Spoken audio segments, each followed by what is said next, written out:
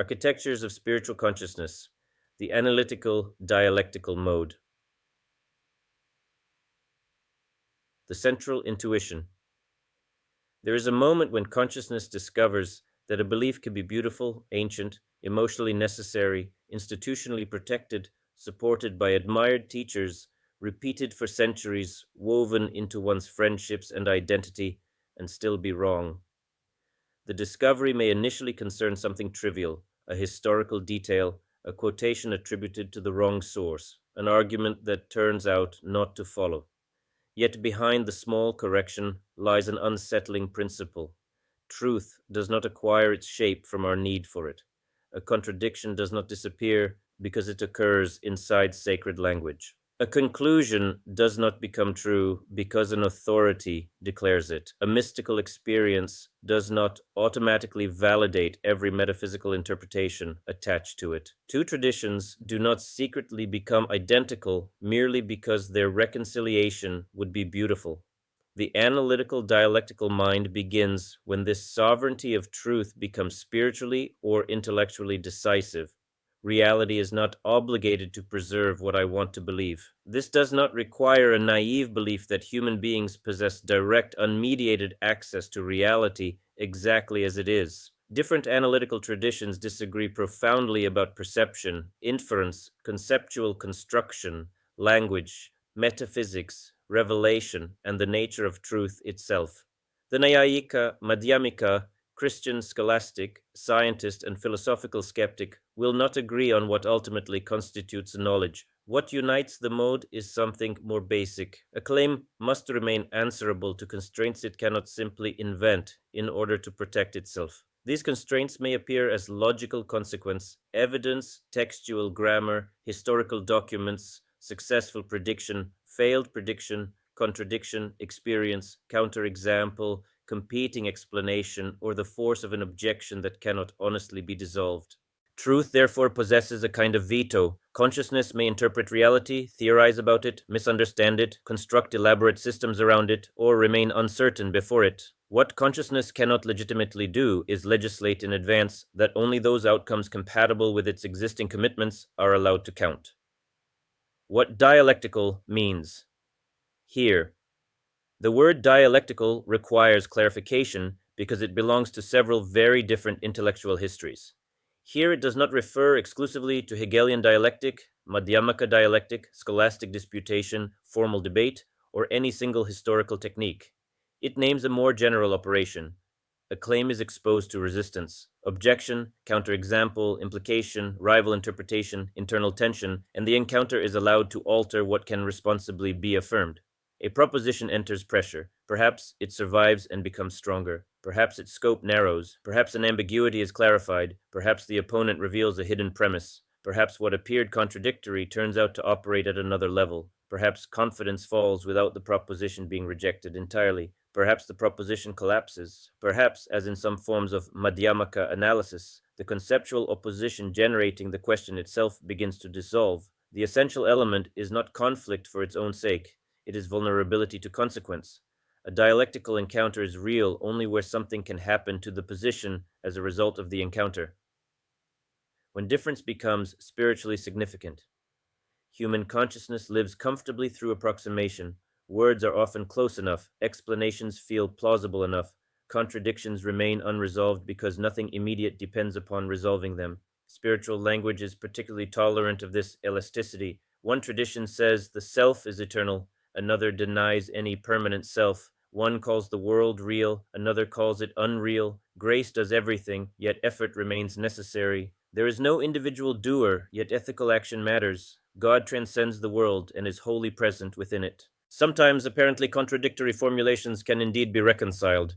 Terms may operate differently. One claim may be phenomenological and another metaphysical. One may belong to conventional discourse and another to ultimate analysis. A mystical tradition may deliberately use paradox to destabilize habitual categories rather than to state two incompatible propositions simultaneously. But the analytical mind refuses to assume in advance that reconciliation must exist. It asks, in what sense? What does self mean here? What does real mean? Is the statement empirical, symbolic, metaphysical, devotional, phenomenological, normative? Are two traditions actually describing the same structure, or are similar words concealing incompatible worlds? Does the conclusion genuinely follow from the experience, or has an interpretation entered between event and doctrine without being acknowledged? The analytical dialectical mode begins when difference itself becomes significant enough that consciousness refuses to smooth it away merely for the sake of harmony. To distinguish is not necessarily to mutilate reality. Sometimes it is the opposite, a refusal to make reality cleaner, more unified, or more consoling than the evidence allows. The sacredness of non contradiction. The mind naturally dislikes contradiction. One way of reducing this discomfort is investigation. Another is to rename contradiction as mystery or paradox. This second strategy is especially tempting in spiritual environments because genuine mystery and genuine paradox certainly exist. Human language may reach limits.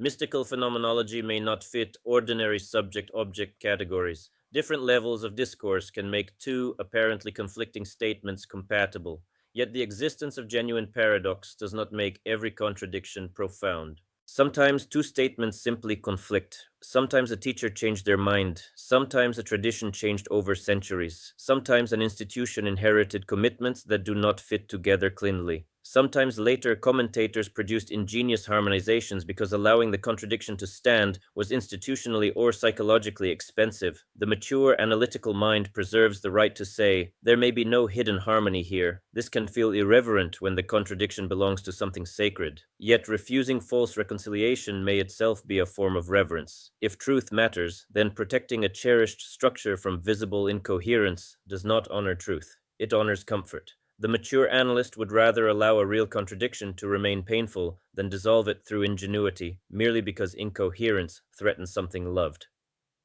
Experience is not interpretation. This becomes especially important around spiritual experience. A person undergoes an overwhelming state. Subject and object seem to disappear. A deity appears. Time ceases to feel present. The body is flooded with energy. An inner voice speaks with extraordinary authority. An unmistakable sense of presence fills consciousness. The analytical mind need not deny any of this. It asks a more precise question. What exactly does the experience establish? A non-dual state occurred. Does that establish that every form of metaphysical duality is unreal? A vision occurred. Does that establish the objective external existence of the perceived figure? A state produced certainty. Does certainty establish the source of certainty? A healing followed prayer. Does temporal sequence establish a particular causal explanation? Analysis separates what happened from what is being claimed about what happened. This protects spiritual life from two opposite reductions. One says that because an experience has neural correlates, it was merely a brain event and therefore spiritually insignificant. The other says that because the experience was overwhelming, its metaphysical interpretation is unquestionably true. The mature analyst can preserve a third position. A powerful event occurred, perhaps a life-transforming one. Its interpretation remains a further question. Experience deserves to be taken seriously without being granted unlimited jurisdiction over its own interpretation. This distinction will repeatedly protect the visionary, devotional, and subtractive modes from inflation without requiring analysis to invalidate the experiences upon which they are built. Authority without infallibility. No human life is constructed through independent verification of everything. We trust parents, doctors, teachers, historians, scientists, textual scholars, contemplatives, engineers, scriptures, communities, and traditions. Authority is unavoidable because knowledge is distributed. The analytical mode does not abolish authority. It removes its automatic immunity. A teacher can be profound and wrong. A scripture may be extraordinarily important and difficult to interpret. A respected scholar can misunderstand another tradition. A lineage may preserve real insight and also transmit inherited assumptions. A scientist may possess extraordinary expertise while being personally invested in one theory. The fact that a proposition comes from an admired source is epistemically relevant. It may justify listening more carefully. It does not become proof. This distinction becomes especially difficult when intellectual and relational loyalty overlap. Questioning a doctrine can feel like questioning the teacher who gave it. Questioning the teacher can feel like betraying gratitude. Questioning scripture can feel like leaving the community in which one's life acquired meaning. The analytical mind insists upon a separation. I can honor a source without granting it the right to make contradiction disappear. This permits gratitude without intellectual servitude. A person can say, "This teacher transformed my life," and this claim seems mistaken. This tradition gave me extraordinary things, and this historical narrative does not survive examination. These statements need not annihilate one another. The pleasure of clarity. The analytical mode is often caricatured as the dry because its most visible gestures, definition, distinction, objection, qualification, lack the emotional intensity of devotion or vision. Yet analytical consciousness has its own form of beauty. A problem may remain confused for years until one distinction suddenly reorganizes everything. Two concepts that had been treated as identical separate. An apparent contradiction disappears because the statements were answering different questions, or the reverse happens. An elaborate reconciliation collapses because the hidden premise holding it together becomes visible. There can be something almost luminous in this. The pleasure is not fundamentally victory. It is things taking their proper shape. This follows, that does not. This is established strongly, that remains probable. This interpretation is possible. That one requires assumptions not yet justified. These two traditions resemble one another here. They differ irreducibly there. For the analytical mind, clarity itself can become a form of reverence. Confusion is not sacred simply because its vocabulary is spiritual. The refusal of cheap synthesis. The integrative architectural mind naturally sees relationship, analogy, correspondence, and larger pattern. The analytical mind notices where the joints fail. This does not make the two enemies. Their operations are complementary precisely because their temptations are opposite. The architect asks how different things fit together. The analyst asks whether they actually fit. Two traditions speak of consciousness. Do they mean the same thing? Both speak of non-duality. What kind of non-duality? Both speak of grace. Does grace occupy the same metaphysical role? Both speak of liberation. What is liberated from what and into what? The analyst therefore repeatedly offers three irritating corrections. Similar is not identical. Comparable is not equivalent. Analogy does not erase difference. Without this pressure, synthesis can become annexation. Traditions are translated into one another until every disagreement becomes terminology and every founder secretly teaches the same perennial system. The analyst preserves difference long enough for difference to teach. Opposition as service to truth. Argument at maturity is not merely conflict between positions. It is a method through which thought is exposed to pressure. A claim is made, an objection appears, the claim responds. A counterexample reveals an assumption. A distinction is introduced. The position survives, narrows, changes, or collapses. Sometimes the disagreement remains genuinely unresolved. All of these can represent progress. An objection can become a service to truth. This is a remarkable inversion because the opponent ceases to be merely the person preventing victory. They may become the person most capable of showing us what our own position hides from us. Agreement is pleasant. Opposition is often more informative. A belief that has encountered only sympathetic interpreters remains partly unknown because its weak points have never become visible. The mature analytical mind therefore develops an unusual appetite, not for hostility, but for the strongest serious resistance available. Belief should not be stronger than its grounds. Human beings naturally exceed what has been established. Possibility becomes probability. Probability becomes certainty. Correlation becomes causation.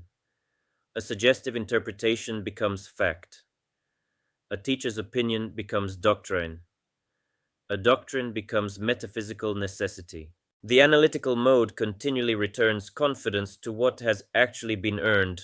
Some claims may be known with very high confidence, others are strongly supported, others probable, plausible, possible, unresolved, or currently undecidable. The distinction between "I cannot establish this and this has been disproved" is enormous, So is the distinction between I think this is likely and I know this with certainty. Analysis does not merely correct belief, it calibrates confidence. Confidence is itself part of the claim. To say certainly does not merely assert a proposition, it also claims that reasonable alternatives have effectively been excluded. The mature analyst becomes sensitive to this extra burden. The dignity of I do not know. Religions offer answers. Philosophies build systems, ideologies explain. Uncertainty can therefore feel like intellectual weakness. Analysis eventually discovers that an unearned answer may be worse than an honestly unresolved question. Some metaphysical questions remain open. Historical evidence may be too ambiguous. A mystical event may admit several interpretations. Two competing explanations may survive every available test. Then the responsible conclusion may be I do not know, not laziness, not indifference, not fear of thinking. The evidence simply does not justify stronger belief. This is not analysis failing to reach its goal. Sometimes it is analysis reaching its most exact conclusion. Not knowing falsely is itself a form of freedom. Reality must retain the veto. The mode reaches its deepest dignity only when its pressure turns inward.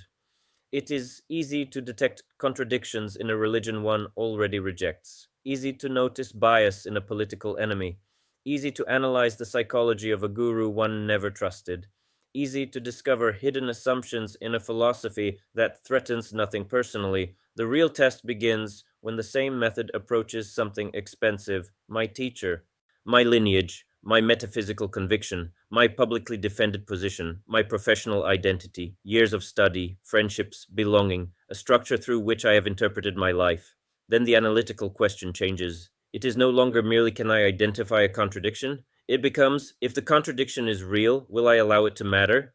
A contradiction that is prohibited in advance from producing revision is not functioning as contradiction. It has already been neutralized. The mature analytical dialectical mind therefore makes a severe commitment. Reality must retain the right to defeat me. This does not require intellectual instability. A person may hold strong convictions, defend them fiercely, and regard competing positions as deeply mistaken. The mature quality lies elsewhere. Some route must remain through which evidence, argument, consequence, or experience could force revision. Without that route, thought has closed. The blade. The characteristic symbol of the mode is therefore a blade. It separates what has been joined falsely. It cuts through ambiguous language, hidden premise, inflated certainty, and unjustified analogy. A good blade is sharp enough to distinguish without mangling. It does not cut merely because cutting demonstrates skill. And finally, it must possess one quality without which everything else becomes dangerous. The blade must be able to turn toward the hand that holds it. My doctrine can be questioned. My interpretation can fail, my teacher can be wrong, my confidence can shrink, my argument can collapse, my preferred synthesis may not survive. The thinker no longer merely possesses a method capable of defeating others, they submit themselves to its jurisdiction. This is where analysis becomes courage. A person may love being right. Something more demanding is to love truth strongly enough to lose the pleasure of having been right. The purest analytical surrender may therefore be, I would rather lose my belief than require reality to protect it. The analytical dialectical mind begins when that promise becomes serious. What the analytical dialectical mind is not. The analytical dialectical mode is unusually easy to confuse with its external signs because those signs are highly visible. A person may read constantly, know technical terminology, memorize histories, quote scriptures, challenge authority, win debates, produce citations, detect weak arguments, and speak several philosophical languages. None of these establishes mature analysis, they establish capacity. The deeper question is what that capacity serves. A brilliant mind can become the strongest servant of truth. It can also become the most sophisticated defensive system identity has ever possessed. Analytical maturity is not measured by how much a mind can attack. It is measured partly by what the mind permits itself to threaten. It is not intelligence, erudition, or status. Intelligence is capacity. The analytical dialectical mode is orientation. A highly intelligent person may solve difficult problems, learn rapidly, manipulate abstractions, understand complex texts, and nevertheless have almost no interest in allowing their central commitments to become vulnerable. Intelligence can serve status, career, religion, nation, guru, politics, theory, or ego.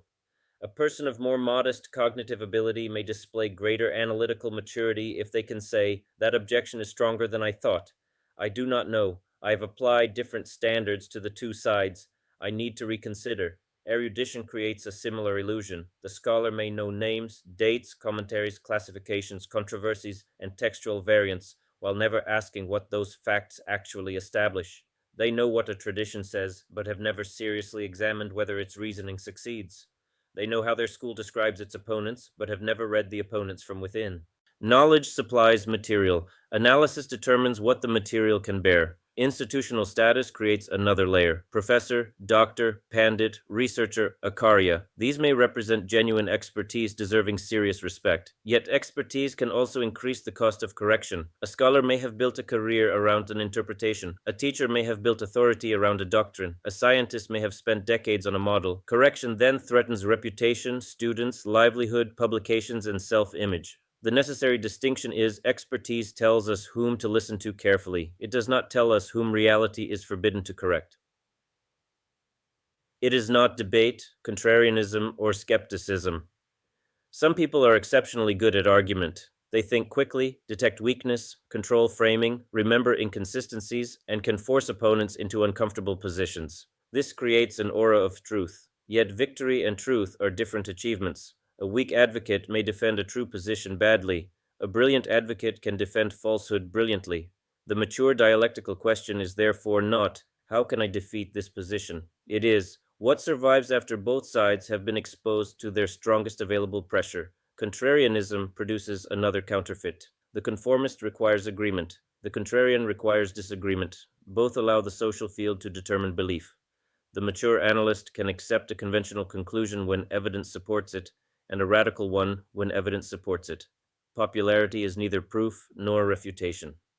Skepticism also has a proper jurisdiction. Analysis often generates doubt because many inherited claims are held too confidently. But doubt is not the destination. A person can become addicted to suspension. Every source has limitations. Every argument can be contested. Every interpretation remains provisional. Therefore, nothing can ever responsibly be affirmed. This can look humble while functioning as fear of commitment. Dogmatism concludes where evidence does not justify conclusion. Intellectual paralysis refuses conclusion where evidence does justify it. The analytical mode must avoid both. Its purpose is not maximal doubt, it is proportionate belief. It is not cynicism, reductionism, scientism, or atheism. Cynicism often looks analytical because it sees hidden motives.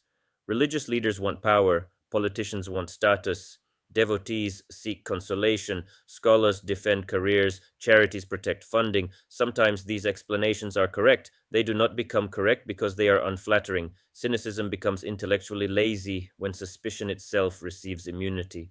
The mature analyst must remain open to corruption and integrity, self-interest and genuine service, fraud and sincerity. Reductionism creates a related problem. Complex phenomena often become more intelligible when mechanisms are exposed. Mystical states have neural correlates. Ritual has social functions. Devotion can be examined psychologically. Moral intuitions have evolutionary histories. The error begins when explanation at one level is treated as metaphysical elimination of every other level. This explains something important is not identical with this explains the whole thing. A neural correlate does not automatically settle the truth value or existential meaning of a mystical interpretation. A social account of ritual does not establish that ritual possesses no other significance. Historical origin does not determine philosophical truth. Scientism extends this overreach from one extraordinarily successful method. Science deserves enormous respect precisely because its methods have achieved reliable, predictive, and explanatory power. But the statement only what scientific methods can investigate is real or meaningful is itself a philosophical claim about the scope of method and reality. The analytical mind must apply its own discipline even to conclusions flattering its preferred method. Likewise, atheism can represent one of the most rigorous outcomes of analysis. A person may examine religious arguments, disagreement, natural explanation, suffering, historical development, and mystical claims, and conclude that they do not find sufficient grounds for belief in God. That can be intellectual integrity. But atheism is not itself the mode. The atheist can become just as dogmatic, tribal, historically careless, or asymmetrically skeptical as the believer. The test remains identical. Can the blade turn home? Not believing because the evidence seems insufficient may be analytically mature, requiring in advance that no possible evidence ever count would be closure of another kind. It is not conceptual omnipotence, and it is not the rejection of thought. A different counterfeit assumes that anything real must be fully capturable through conceptual analysis. If something cannot be stated precisely or inferred step by step, it is treated as cognitively suspect. This overestimates concepts. Love, grief, embodied skill, music, contemplative absorption, aesthetic perception, sexuality, and relationship can be analyzed without being exhausted by analysis.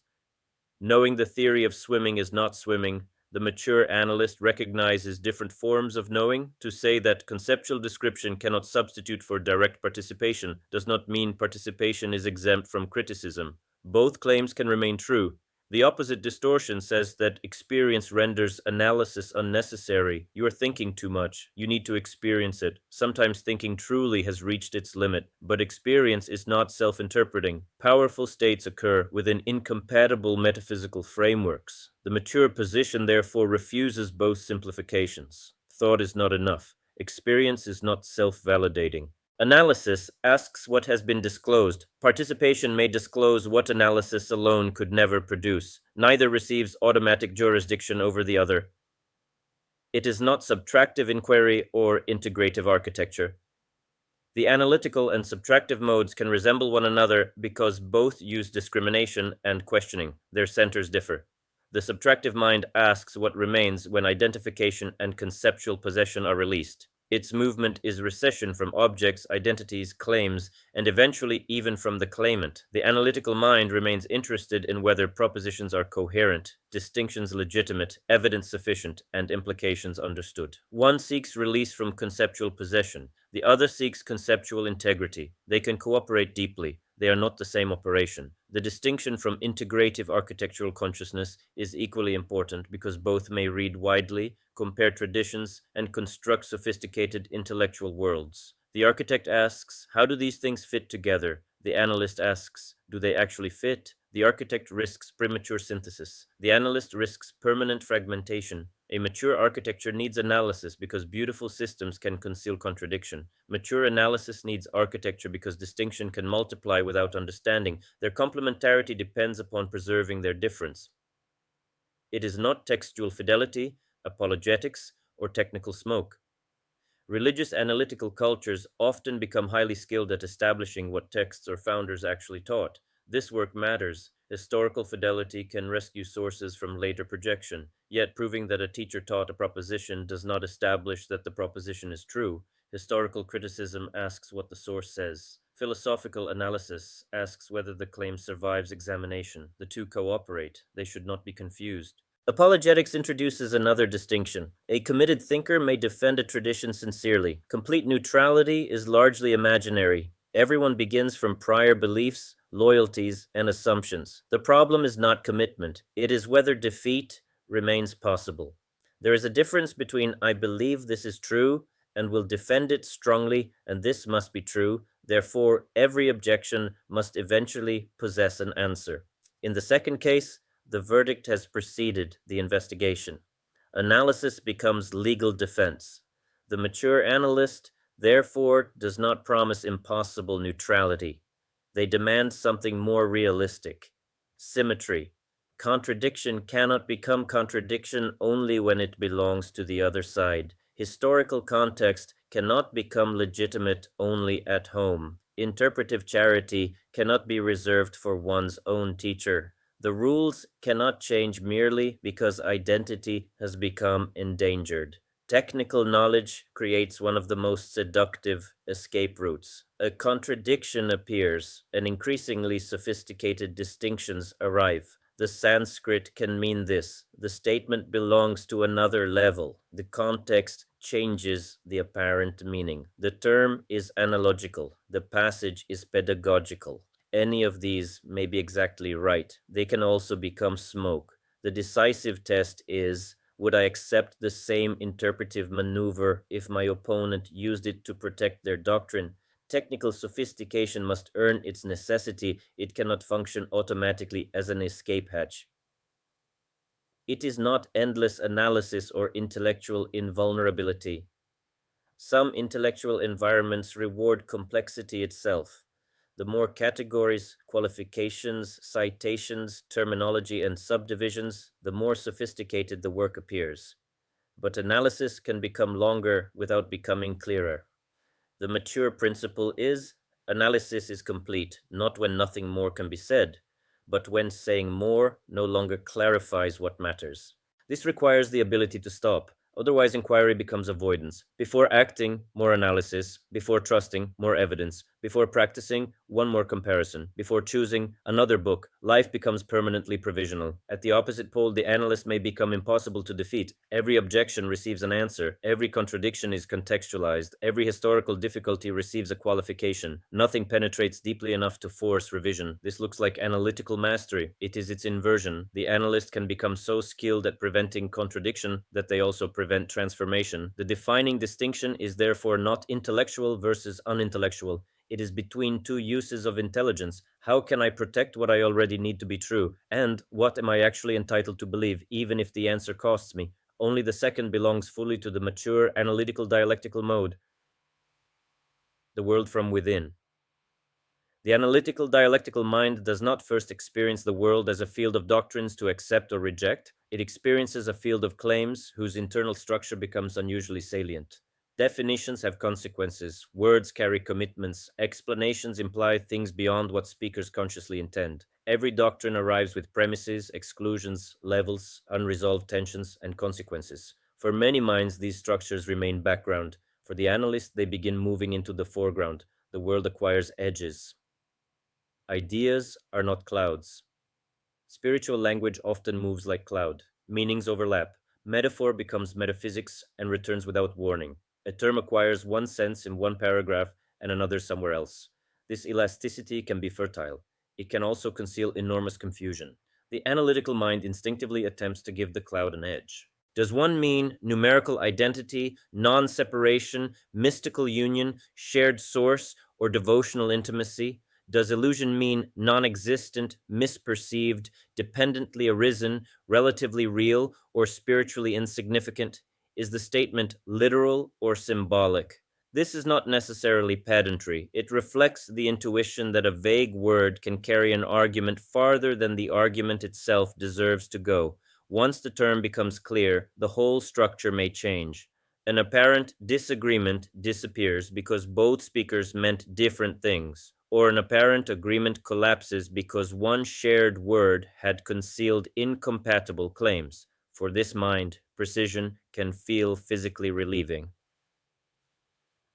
Finding the hinge. One of the characteristic pleasures of the mode occurs when a complicated argument suddenly reveals the hidden premise beneath it. A person says that spiritual experience proves consciousness is fundamental. The analyst asks why the occurrence of a state establishes that metaphysical conclusion. A skeptic says mystical states have neural correlates and therefore no spiritual significance. Again, the hidden step appears. Why would neural mediation establish insignificance? The argument that seemed to contain 10 difficult conclusions turns around one unexamined assumption. The analytical mind loves finding the hinge. What is actually doing the work? Where does the structure turn? Once the hinge becomes visible, enormous conceptual territory can reorganize at once. The pleasure of a clean distinction. A debate may continue for years because two sides are answering different questions. One asks what happened historically, the other what should have happened normatively. One asks whether an experience occurred, another whether its interpretation is true. One asks whether a doctrine is traditional, another whether it is coherent. One asks whether a practice is effective, another whether it is metaphysically justified. Then a distinction appears. These are two different questions. Suddenly, the argument becomes breathable. This is one of the pure pleasures of the mode, because confusion itself consumes cognitive energy. The mind keeps attempting to resolve tensions produced only by collapsed categories. Confusion consumes energy, clarity releases it. A good distinction does not multiply complexity unnecessarily, it removes knots. The opponent becomes interesting. At an immature level, disagreement is threatening. At a more mature analytical level, a strong opponent becomes intellectually interesting. Someone has located the weak point. That matters. Agreement confirms what the mind already sees. Opposition may reveal something inaccessible from inside the position. The mature analyst therefore wants the real objection, not a caricature that can be defeated without risk. A shallow polemic becomes frustrating because the opposing system was never genuinely present. This produces a deeper operation. Instead of asking only what is wrong with this view, the analyst asks, what would have to be true for an intelligent person to find this view convincing? Now the opposing world must be reconstructed from within. Vocabulary, hierarchy of evidence, primary intuitions, central problems, assumptions, experiences regarded as authoritative, reasons for rejecting rival frameworks. Only then does disagreement become serious. The opponent ceases to be merely an obstacle. They become another perspective through which the object itself may become more visible. A world of degrees. As the mode matures, certainty becomes increasingly differentiated. Claims cease to fall into only two boxes, true and false. One proposition is extremely well supported, another probable, another plausible but uncertain, another merely possible, another currently undecidable. This gradient becomes almost phenomenological. Overstatement feels wrong in the same way imprecise terminology feels wrong. Definitely creates tension when probably is what the evidence permits. Impossible feels excessive when not demonstrated is all that has been established. Confidence becomes part of the truth claim. A person is no longer only responsible for what they believe, but for how strongly they allow themselves to believe it. I don't know changes texture.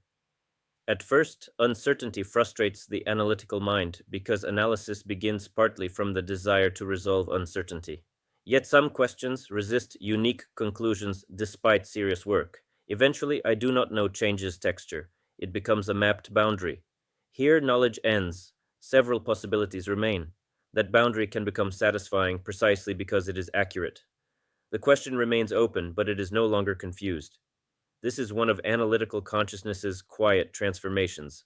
Uncertainty stops being experienced only as cognitive failure and becomes something that can itself be known correctly. Mystery, error, and symbol. Spiritual thought creates a particularly delicate phenomenology because the analyst continually encounters claims that resist ordinary conceptual treatment. A crucial distinction emerges between I do not understand this and this is incoherent. They are not equivalent. Something may exceed present conceptual understanding without violating logic. A doctrine can be difficult without being contradictory. A mystical claim may strain ordinary language because the phenomenology itself is unusual, but incomprehensibility can also be used to hide nonsense. The mode becomes interested in where exactly that boundary lies. Mystery is not automatically error. Error is not automatically mystery. Symbol creates a similar problem. A myth may express spiritual transformation without functioning as literal cosmology. A deity image may operate symbolically, ritually, devotionally, and metaphysically in different contexts. The mature question is, what kind of statement is this? A poem should not be refuted as though it were a physics paper. A historical assertion cannot escape evidence by suddenly becoming poetry when challenged. Different modes of speech deserve different standards, but the mode of speech cannot change opportunistically merely to protect a claim. This protects symbol from reduction and reason from evasion. No sect. Belonging becomes epistemically uneasy. Belonging naturally increases interpretive generosity. One understands the tradition from within, knows its vocabulary, sees subtleties outsiders miss, and recognizes the historical or pedagogical context behind statements that look strange from outside. This may be genuine expertise. The analyst nevertheless begins asking, am I seeing subtlety because subtlety is there, or because this is mine? This question can become existentially uncomfortable. Loyalty and symmetry may pull in opposite directions. One may love a teacher and notice contradiction, love a tradition and discover historical problems, feel gratitude and reject an argument. The mode slowly learns that loyalty should survive truth rather than control it. The intimacy of self correction. Eventually, analysis comes home and its emotional quality changes. At first, finding error in an argument can be satisfying. Then the person discovers that they themselves made the same mistake. A belief that organized years of thinking changes. Old arguments look different. The worldview briefly becomes unstable. This can feel humiliating. It can also produce relief. The mind no longer has to defend what it can no longer believe. Being corrected stops appearing only as loss. Sometimes it is release from the continuous labor required to protect a proposition reality has already defeated. A related distinction begins emerging. A proposition failed. I did not fail as a person. The more deeply this separation becomes embodied, the less violent dialectic needs to be. Truth becomes easier to serve when being wrong becomes less identical with being defeated. Reality as interlocutor.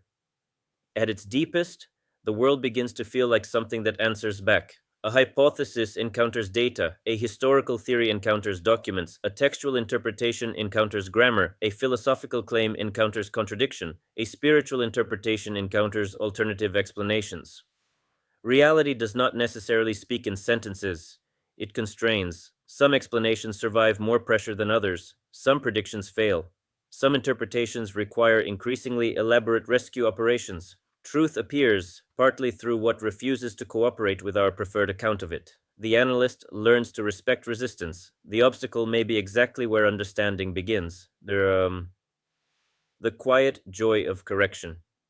One of the highest phenomenological changes is almost paradoxical. Correction is initially unpleasant, then tolerable. Eventually it can become satisfying. Someone reveals a flaw, there is a sting, then the structure becomes clearer. One mistaken belief has disappeared. The analyst does not enjoy humiliation. They enjoy decreased error. The purest form of this pleasure may be, I lost the argument and understanding improved. The world therefore becomes simultaneously less certain and more precise. Greater knowledge does not always produce greater confidence. Sometimes it reveals exactly how much uncertainty had been concealed by simplicity.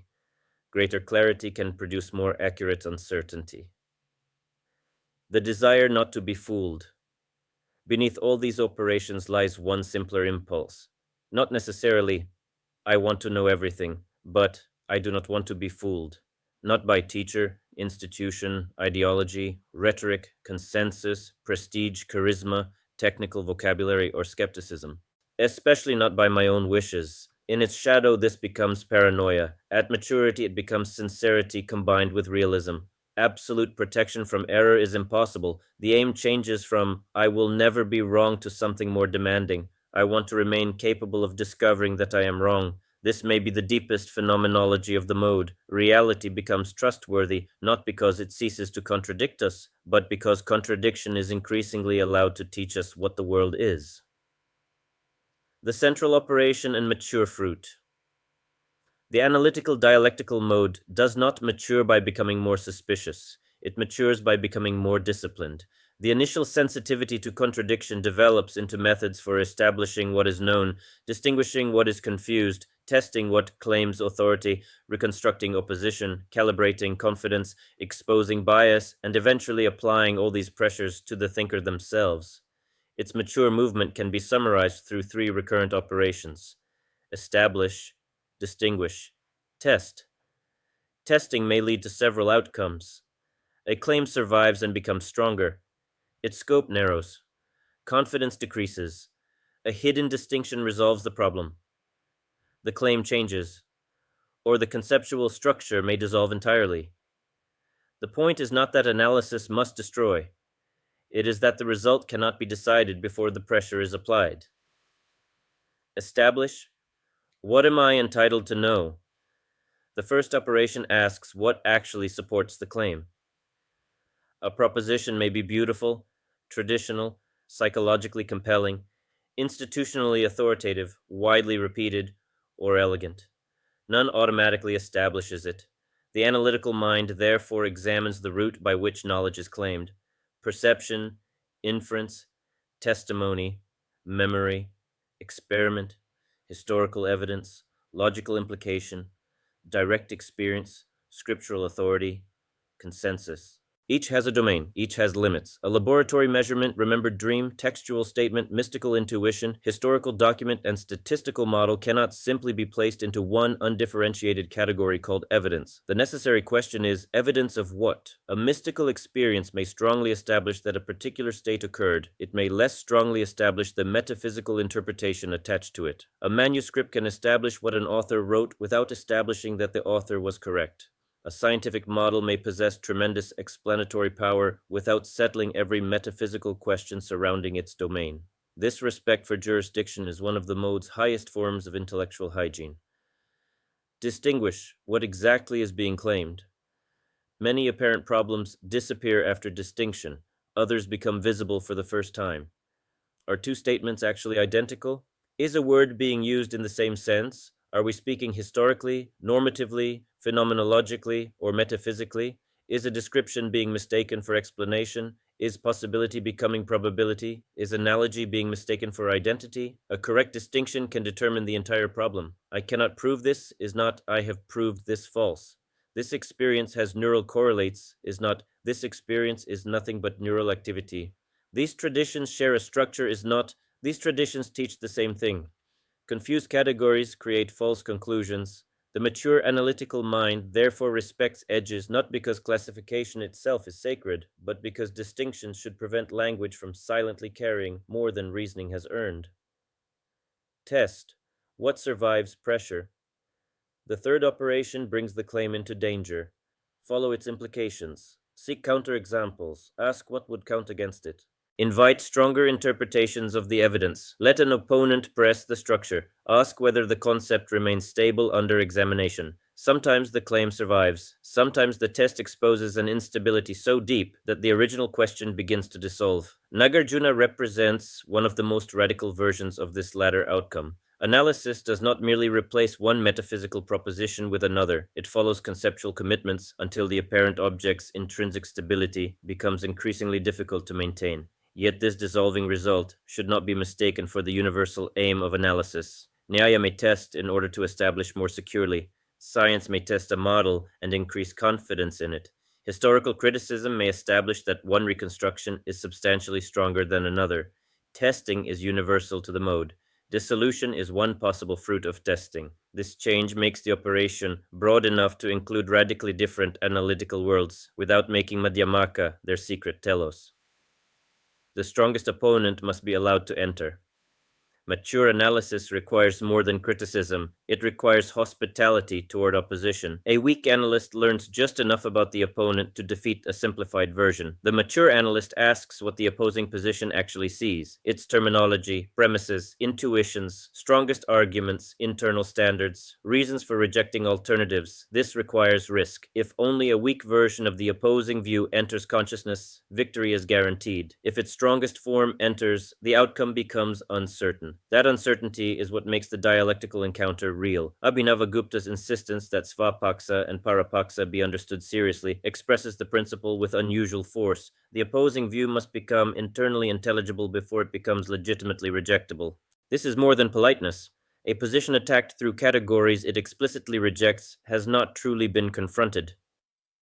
Understanding is more than refutation.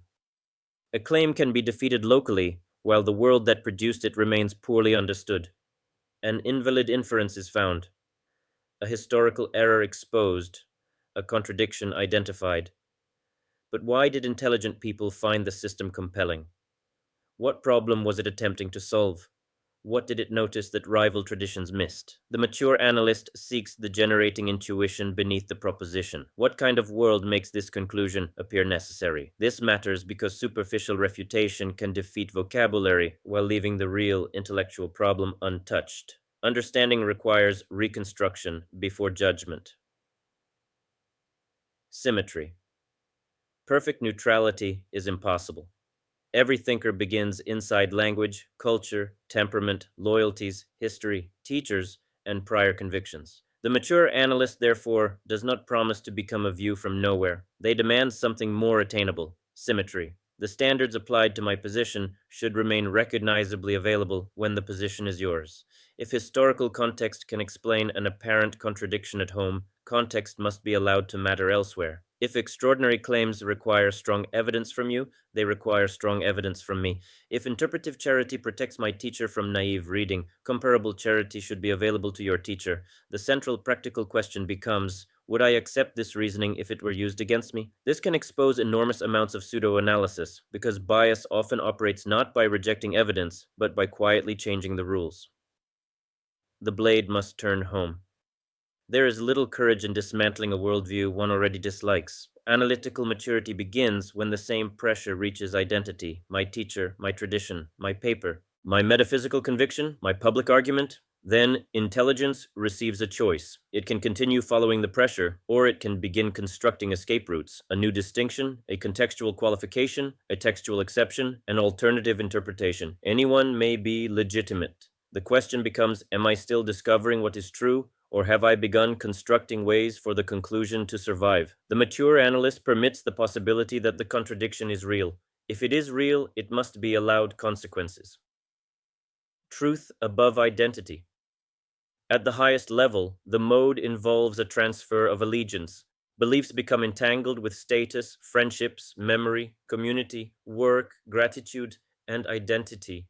When a belief fails, all of these may tremble. The mature analyst becomes capable of saying, I defended this sincerely. I had reasons. Those reasons no longer seem sufficient. I must change. The mature fruit is not constant revision. It is corrigibility for the right reasons. A worldview can be stable without becoming sealed. The ideal is not weakness, it is penetrability. The capacity to say, I was wrong. Intellectual traditions often celebrate argument more than concession, yet concession may be the more difficult analytical act. To say I was wrong permits reality to reorganize identity. Sometimes the correction is trivial, a date, quotation, or inference. Sometimes it reaches a doctrine or theory around which decades were built. The increasing emotional cost reveals why analysis cannot be reduced to logic. Logic can expose inconsistency. It cannot force surrender. Something else is required: intellectual character, humility, courage, and willingness not to be protected from truth. Confidence must be calibrated. The mature analyst asks not only whether a proposition is true, but how strongly it should be held. Certainty becomes expensive. The available grounds must pay for it. Established, strongly supported. Probable, plausible, possible. Unresolved, false. These distinctions are not cosmetic. Exaggerated certainty creates attachment and makes later revision disproportionately threatening. Analysis corrects not merely belief, but the intensity with which belief is possessed. This is why sophisticated knowledge may produce less confidence than naive understanding, while simultaneously producing greater precision. Serious disagreement becomes information. Suppose someone intelligent, informed, sincere, and highly competent disagrees. The disagreement does not prove that we are wrong, but it may contain information about the justified level of our certainty. The immature mind searches immediately for a defect in the other person: bias, ignorance, institutional pressure, emotional investment. Sometimes these explanations are true. The mature analyst allows another possibility. Perhaps the disagreement reveals something about the limitations of my own confidence. Religious disagreement makes this especially important. The existence of brilliant, sincere, contemplatively serious people reaching incompatible conclusions does not make all doctrines equally true. It should make simplistic certainty harder. Do not trust sincerity alone. One of the harshest discoveries of the mode is that sincere introspection cannot guarantee intellectual honesty. A person can genuinely believe they are reasoning impartially while rationalizing. Intelligence can make the problem worse by generating increasingly sophisticated defenses.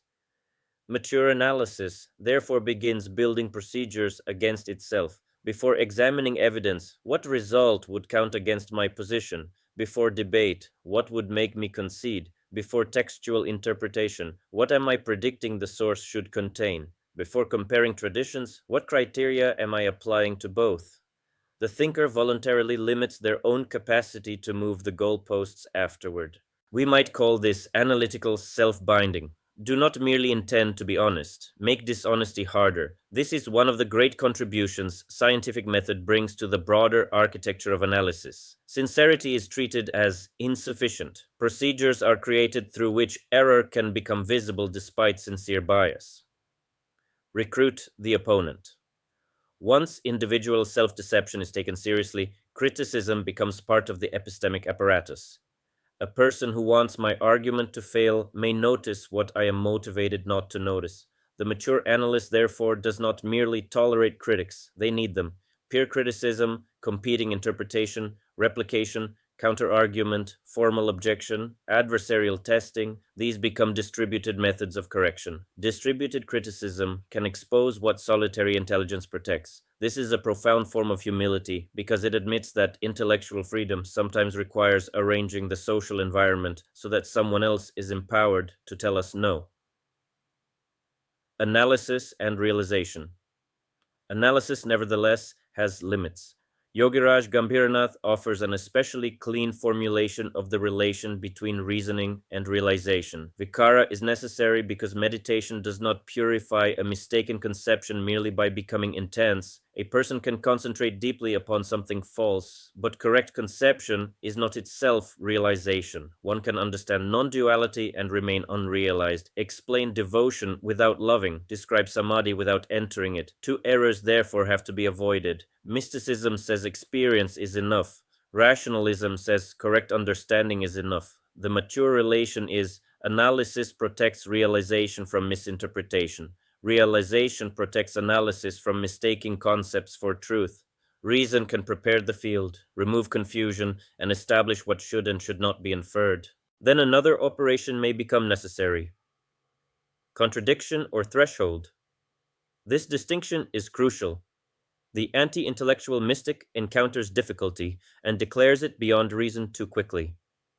The dry logician encounters a threshold of participation and demands another conceptual distinction too quickly. The mature analyst asks, is the difficulty conceptual incoherence, or is it something whose full meaning cannot be obtained solely through conceptual description?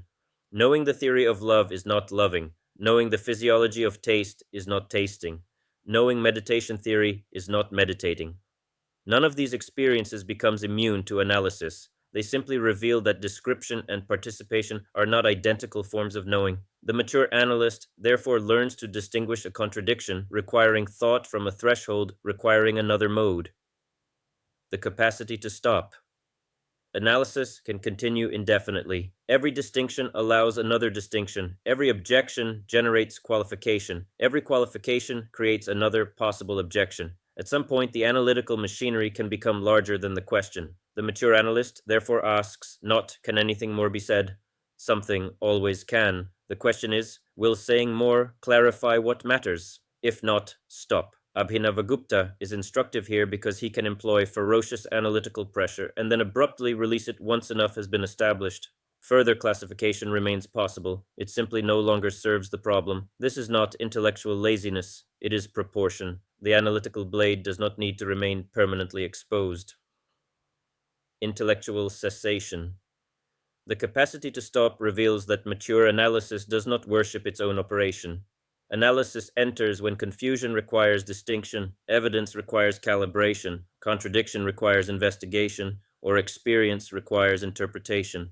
Then another act may become appropriate. Act, contemplate, love, perform the ritual, make the decision, remain silent, live. One of analysis's highest fruits is therefore intellectual cessation, not destruction of thought, but freedom from the compulsion to continue thinking merely because another thought is possible. Mature analytical surrender. At first, surrender appears suspicious to the analytical mind. Surrender to whom? Why? On what authority? These questions are necessary. Eventually, the path discovers its own form of surrender, surrender to what survives examination. Sometimes this means accepting an unwelcome conclusion, sometimes reducing certainty, sometimes abandoning a doctrine, sometimes admitting that the opponent was right, sometimes recognizing that the available evidence does not decide. Analysis has pushed, reconstructed, compared, objected, and tested. Eventually, continued resistance would cease to be inquiry and become defense. Then the mature act is concession. This is discrimination completing itself. The mature fruit. The mature analytical dialectical mode produces more than argument skill. Its fruits are qualities of consciousness, clarity without unnecessary confusion, understanding of opponents without caricature, symmetry between standards, calibrated confidence, corrigibility, courage before threatening conclusions, tolerance of honest uncertainty, self binding against one's own bias, openness to opposition, non attachment to propositions, and the ability to stop. These fruits converge upon one transformation. At first, intelligence is something the self possesses. Eventually, the self becomes something intelligence is permitted to examine. Then intelligence itself comes under examination, its bias, motivation, status seeking, pleasure in victory, love of complexity, fear of uncertainty. The blade turns again, and finally it can be put down. The analytical dialectical mode reaches maturity not when nothing can defeat the thinker, but when the thinker no longer needs to be undefeatable. Its highest achievement is therefore not intellectual invulnerability. It is a mind strong enough to examine almost anything and free enough to be changed by what it finds. Distortion and self-sealing. The analytical dialectical mode becomes dangerous not when thinking stops, but when thinking continues with extraordinary sophistication after truth has ceased to govern the process. This is why its shadow can be difficult to recognize. Corrupted analysis may become more articulate as it becomes less honest, more learned as it becomes more defensive, more technically impressive as it becomes less penetrable. The same faculties that expose error can be recruited to ensure that error never becomes visible at home. The instrument designed to make identity answerable to truth becomes the instrument through which identity escapes truth. When analysis becomes advocacy, there is nothing wrong with defending a position. The corruption begins when the direction of reasoning changes. Instead of asking what conclusion follows from the strongest available evidence, the mind begins asking, how can the conclusion I already require be preserved? The change may be invisible even to the thinker. They continue reading, comparing, citing, contextualizing, interpreting. Everything still looks analytical, but the outcome is fixed. Evidence can change the route. It cannot change the destination. The position no longer survives analysis. Analysis has been hired to save it. The legal department of identity. The clearest image for this shadow is a lawyer. A lawyer is given a client and uses precedent, technicality, evidence, distinction, interpretation, and rhetoric to produce the strongest possible defense. This is legitimate within law. It becomes dangerous when consciousness mistakes the same operation for truth seeking. The client may be religion, guru, nation, political ideology, scientific theory, philosophical school, institution, or oneself. The intellect becomes the legal department of identity. Helpful evidence is foregrounded, damaging evidence contextualized. Opponents receive maximum scrutiny. Friendly sources receive generosity. Contradictions elsewhere are structural. Contradictions at home are merely apparent. Often none of this is deliberately dishonest. That is exactly what makes it formidable. Rationalization can be brilliant. Analysis ideally moves from evidence through examination toward conclusion. Rationalization reverses the order. The conclusion is desired first.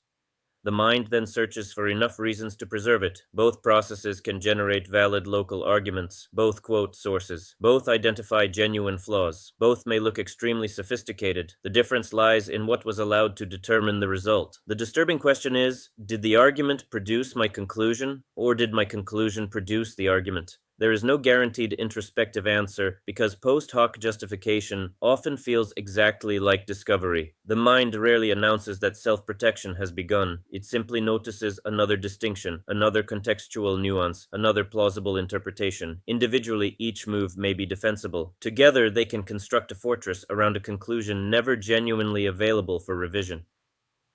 Intelligence does not protect against bias. This may be the most humiliating truth for the mode. Intelligence does not automatically make a person more truthful, it makes them more capable. A simple prejudice has simple defenses. A brilliant prejudice can acquire philology, logic, history, statistical sophistication, philosophy, psychology, and hundreds of citations. Intelligence increases the power of analysis. It does not determine whom analysis serves. The sharpest blade can serve the wrong king. Intellectual brilliance and intellectual integrity must therefore remain separate categories. Asymmetrical skepticism. One of the clearest signs of corruption is that standards change according to whose identity is endangered. The opponent innovates. Where is this in the earliest texts? Our teacher innovates. Living traditions naturally unfold. Their contradiction is straightforward. Ours requires deeper context. Their late commentary is historically secondary. Ours represents mature clarification. Each argument may sometimes be legitimate. The pathology lies in their distribution. The rules change according to whose identity is endangered. This is why symmetry is not merely a polite ideal, it is a diagnostic instrument. The question is not whether I can invent a justification. Skilled minds often can. It is, would I accept this justification if my opponent used it? The infinite reconciliation machine. Religious and philosophical systems are particularly vulnerable to another sophisticated shadow. A contradiction appears. The system must not contain contradiction. Therefore, reconciliation must exist. Different level, different audience, provisional teaching, esoteric versus exoteric meaning, semantic shift, pedagogical intention, historical context. Every possibility can sometimes be real, but when reconciliation is guaranteed before investigation, analysis becomes unfalsifiable. No evidence can ever establish inconsistency because inconsistency has been ruled out metaphysically before analysis begins. Coherence is no longer discovered, it is enforced. The pandit who cannot be taught. Across intellectual traditions appears an ancient archetype, the person who knows text deeply, arguments rapidly, terminology precisely, and defeats ordinary opponents almost effortlessly. There is always an answer, always another source, always a distinction, yet nothing penetrates. Knowledge has become armor. The person debates for decades without any encounter seriously altering the center from which they debate.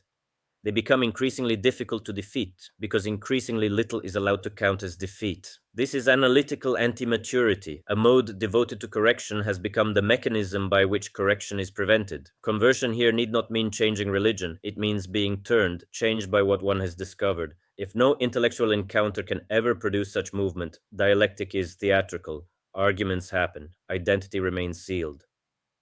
Debate as dominance. Another corruption appears when argument becomes social combat. Winning becomes rewarding, humiliation becomes rewarding, the audience matters, status matters. The thinker begins noticing rhetorical vulnerability more readily than epistemic importance. A minor mistake becomes useful because it damages the opponent publicly. Charitable reconstruction becomes unattractive because it makes victory harder. The goal shifts from exposing where the argument fails to making the person fail. This is especially intoxicating where identity is already built around intelligence. Truth may still appear, almost accidentally. The distinction needed is a proposition can be defeated without a person being defeated. Mature analysis learns this. Shadow analysis cannot. Being right becomes social survival. Why is concession so difficult? Because propositions rarely remain propositions. The scholar is known for an interpretation. The public intellectual has written books around the thesis. The religious leader's authority depends upon a doctrine. The scientist spent decades developing a model. Being wrong now threatens community, reputation, career, and self-image. The body responds accordingly. Truth becomes easier to serve only when error stops feeling like annihilation. The analyst must gradually separate intellectual correction from personal erasure. The performance of complexity. Sophistication can become its own reward. The simple explanation begins to feel embarrassing. More categories, more terminology, more citations, more nested distinctions. The argument seems profound partly because few people can follow it. Complexity may once have been necessary, it becomes ornamental. The machinery demonstrates intellectual mastery rather than increasing understanding. The diagnostic is the capacity to stop. If every distinction generates another forever, analysis may have become habitat rather than method. Analysis without cessation. This produces a pathology of endless inquiry. One more paper, one more objection, one more possible interpretation, one more source. The person cannot stop because stopping means accepting a conclusion still surrounded by residual uncertainty. But all serious decisions contain residual uncertainty. The demand for exhaustive analysis is therefore impossible. Life waits, practice waits, commitment waits. The person remains permanently in the vestibule. What looks like rigor can become a defense against the vulnerability of acting under incomplete knowledge. Compulsive suspension. At the opposite pole from dogmatism lies the person who never claims anything strongly enough to be wrong. Everything is complicated. Both sides have points. The evidence is never sufficient. Every conclusion remains suspended. Sometimes these are exactly the mature conclusions. Used universally, they become evasions. Epistemic humility can become a hiding place from epistemic courage. There are moments where evidence genuinely supports judgment. A mature analyst must eventually risk a position because only a position can be corrected. The permanent spectator. Academic culture can cultivate a distinctive analytical shadow, the permanent second-order observer. The person understands why believers believe, how rituals function, how mysticism develops historically, how symbols work psychologically, how traditions construct legitimacy. Everything is intelligible from outside. Nothing is inhabited. The scholar may know more about devotion than almost any devotee and love nothing, know everything about ritual and perform nothing, understand meditation phenomenology while risking no inner transformation. Distance is not itself pathology. Scholarship often requires distance. The problem begins when distance becomes the only legitimate relation to reality. Every experience is converted into commentary before it can become life. The observer remains safe and untouched. Analysis as defense against vulnerability. This shadow extends beyond academia. A relationship becomes uncertain. Attachment theory appears. Grief enters. Developmental analysis appears. A spiritual event destabilizes identity. Phenomenological classification appears. The analysis may be correct. Its timing reveals another function. Conceptualization creates distance. I am affected by this becomes I understand what kind of phenomenon this is. Understanding can help. It can also prevent encounter. The analyst must sometimes ask, am I analyzing because understanding is required or because being affected feels dangerous? Reality is not only something to understand, sometimes it must be endured, loved, grieved, entered. Reduction as escape. Reductionism can serve the same defensive function. Love becomes neurochemistry, religion becomes tribal cohesion, ethics becomes conditioning, mysticism becomes altered neural connectivity. Each explanation may capture something real. The problem is when explanatory success becomes attractive because it removes the phenomenon's existential demand. If love is merely chemistry, perhaps its claim upon me can be dismissed. If mystical experience is merely neurology, perhaps my ontology is safe. The mature analyst, therefore, distinguishes mechanism, origin, function, meaning, and truth value. A causal explanation in one register does not automatically settle every other register. Scientism and atheistic dogma. The immense success of scientific methods produces a temptation toward analytical imperialism. A method works magnificently in one domain and becomes a total worldview without acknowledging the transition.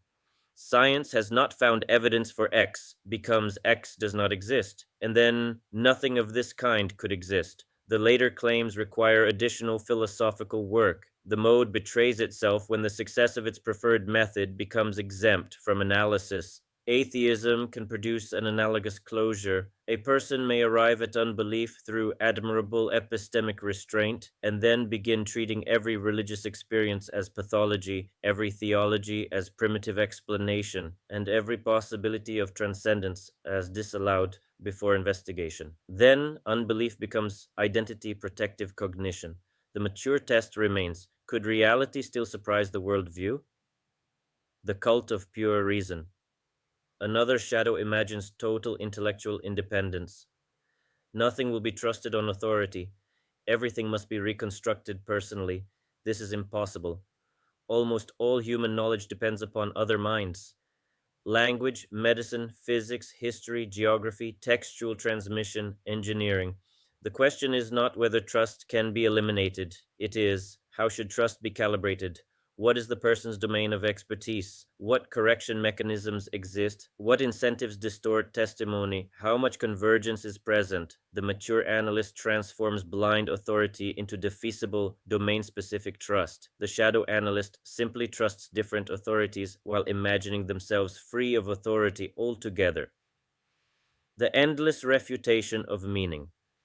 Another sterile form of analysis becomes extraordinarily skilled at showing that everything human is constructed. Love is constructed, identity constructed, morality constructed, religion constructed, meaning constructed. The analysis may be historically illuminating, but constructed quietly begins functioning as unreal. That conclusion does not follow. Languages are constructed and real. Legal systems are constructed and consequential. Relationships are historically contingent and still profound. The analytical acid has removed false solidity and then continues dissolving until nothing inhabitable remains. A blade that can cut everything is not therefore capable of telling us what deserves preservation. Mistaking explanation for mastery. Conceptual knowledge creates another subtle form of inflation. The psychologist understands attachment and assumes attachment therefore has less power over them. The philosopher understands confirmation bias and assumes they are unlikely to be biased. The scholar knows meditation maps and feels superior to practitioners. Knowing about a mechanism can strengthen the mechanism's camouflage. Knowing the map of self-deception is not immunity from self-deception. The blade must turn again. The pleasure of destruction. Exposing falsehood feels powerful. An argument collapses. A revered thinker is shown wrong. A sacred historical narrative is dismantled. Nothing is wrong with satisfaction when confusion decreases.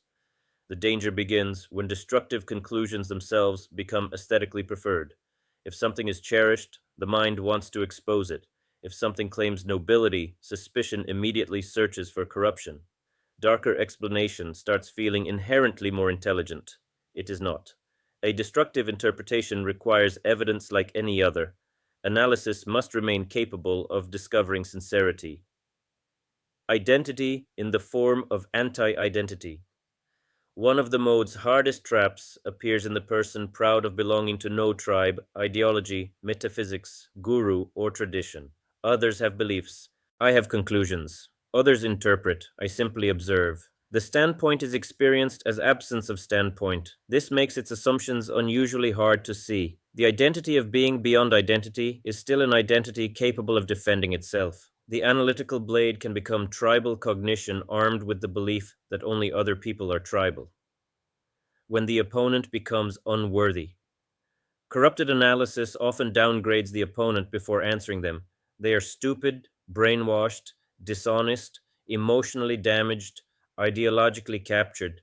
Sometimes these descriptions are accurate, but when every serious dissenter receives a diagnosis, the diagnosis has begun doing epistemic work. The mature analyst must preserve a terrifying category, a reasonable person who understands me and still disagrees. That category keeps the system open. Self-sealing. All these distortions converge when a worldview becomes self-sealing. Supportive evidence confirms it. Contradictory evidence confirms that opponents misunderstand. Success proves truth. Failure proves deeper resistance. Criticism proves persecution.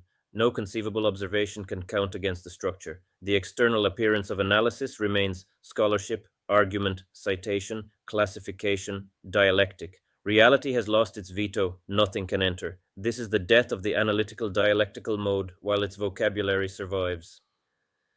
The deepest shadow. The deepest shadow is therefore not stupidity, not simple irrationality, not even ordinary dogmatism. It is intelligence used to make correction impossible. The person may speak constantly about truth, reason, evidence, and logic while remaining fundamentally unreachable. This is why the mode requires intellectual character in addition to intelligence, willingness to experience uncertainty, humiliation, revision, loss, and the possibility that a worldview carrying enormous meaning may not survive intact. The mature diagnostic is not merely how sharp is the mind, it is what is the mind still capable of losing. If nothing central can be lost, then nothing central is truly under examination. The blade has stopped serving truth, it has become the guardian of the hand that holds it. Testing it in life. The analytical dialectical mode cannot be tested by counting arguments, books, technical terms, or defeated opponents. Its real test begins where analysis becomes costly, where the conclusion threatens belonging, status, teacher, worldview, reputation, or a metaphysical certainty around which life has been organized. The master question is therefore, what happens when the contradiction is mine? Everything else prepares for this. Can I represent the opponent strongly? Before rejecting a position, can I formulate it so that an informed representative would say, yes, that is what I actually mean? If not, criticism may still be attacking a caricature. This is especially difficult in religion and politics because traditions inherit hostile summaries of one another. The mature analyst reconstructs the opponent's central question, assumptions, evidence, strongest argument, and objections to one's own side before attempting defeat. A position that has not been understood from within has not yet been defeated from without. This is methodological necessity rather than politeness. Would I accept my own reasoning in reverse? Suppose I explain a contradiction in my tradition through context. Would I allow comparable context elsewhere? Suppose I excuse a teacher's difficult statement as pedagogical. Would that explanation seem legitimate from another lineage? Suppose I reject an opponent's innovation because it is late. What happens when my own tradition develops historically? The question is simple. Would this reasoning still seem convincing if it protected the other side instead of mine? Few tests expose unconscious asymmetry more efficiently. What would change my mind? A strong conviction is not necessarily dogmatic. The decisive issue is whether any imaginable route toward revision remains. What evidence would reduce confidence? What discovery would force reinterpretation? What argument would genuinely defeat the position? If the answer is nothing, the claim has left the analytical field. It may continue as faith, symbol, axiom, or identity, but it is no longer genuinely vulnerable as proposition. A related question is historical. Can I identify a serious case where reality defeated me? Constant change is not maturity, yet a lifetime of intense intellectual activity in which every correction happens to someone else deserves suspicion.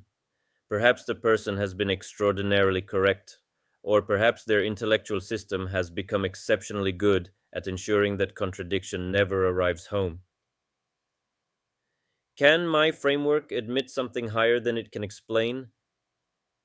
Can I encounter a person whose conceptual framework seems less sophisticated than mine and still recognize the possibility that they have realized something more deeply than I have?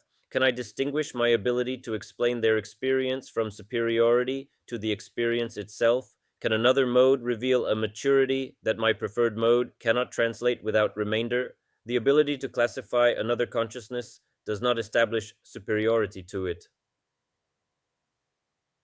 Can I let a contradiction remain unrepaired, long enough to matter? Analytical intelligence is good at reconciliation, sometimes too good. A contradiction appears, and within seconds arrives the explanation. Different context, symbolic language, two levels of truth, translation, audience, historical development. Any may eventually be correct. The test is whether consciousness can tolerate an intermediate state. At the moment, this genuinely appears contradictory. That pause matters because it allows the contradiction to exert pressure before interpretation neutralizes it. The mature analyst can say, I do not yet know whether the contradiction is real or apparent. This may be more difficult than either immediate rejection or immediate reconciliation. Can I say, I don't know, and I was wrong? Some questions remain unsettled. Does saying, I do not know, feel like becoming smaller? Does the expert immediately generate an answer because authority feels endangered by uncertainty? Can ignorance remain local rather than becoming a judgment on the whole person? The mature analyst can leave a question open without abandoning the question. The complementary test is concession. An opponent makes an argument. I search for the flaw. I cannot find one. Can I say, that is stronger than my position? Social argument activates status. The body wants a qualification or counterattack. The mature analyst can experience the sting and still concede. Truth has arrived through someone else. Can it be accepted in that form?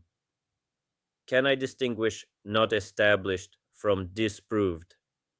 A religious claim may lack sufficient evidence for acceptance. This does not automatically prove impossibility. A skeptical argument may fail to refute transcendence. That does not establish transcendence. A failed proof is not proof of the opposite. An unanswered objection is not automatically refutation. A possible explanation is not automatically probable. The disciplined question remains, what exactly has been established, and no more? This is one of the simplest and most powerful protections against intellectual inflation.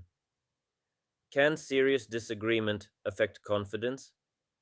Suppose a person who knows the evidence as well as I do, perhaps better, disagrees. Can their disagreement become information? Not proof, information. The mature analyst can remain curious before searching for the defect that explains away the person.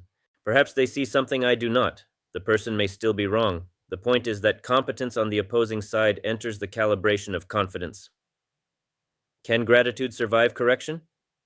A teacher may have transformed one's life, offered extraordinary practices, or provided meaning during a critical period. Can one say, this person helped me profoundly, and this claim seems mistaken? Gratitude does not require infallibility. The same applies to tradition.